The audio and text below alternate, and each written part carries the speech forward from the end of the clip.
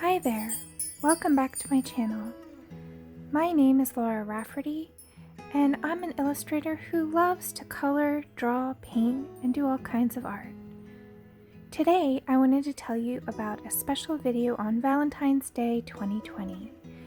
I will be working on this Mayan Legend page from Circle Portraits coloring book. There is a real-time demo available of this technique. You can see I did this last week on a Kerby Rosanes page, but I just wanted to show you guys how I start this, this page in Timelapse. So here we go. All the links are in the description below for all the supplies that you would need, and also for the real-time demo in case you want to watch me do it, this same technique live.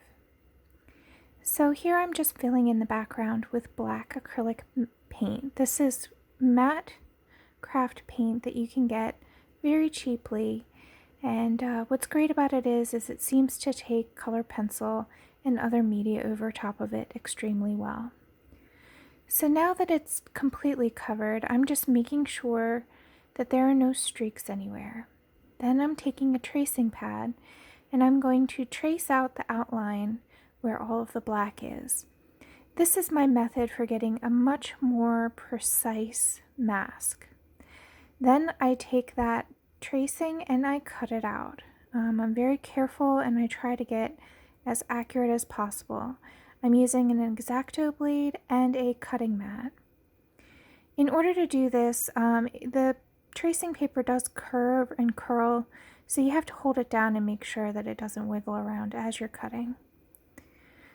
Then once I've finished cutting it out, you're going to need to tape it to the piece. So for this particular demo, I am using just plain old artist masking tape, and I just curl it up into little rolls and I place it all over the drawing.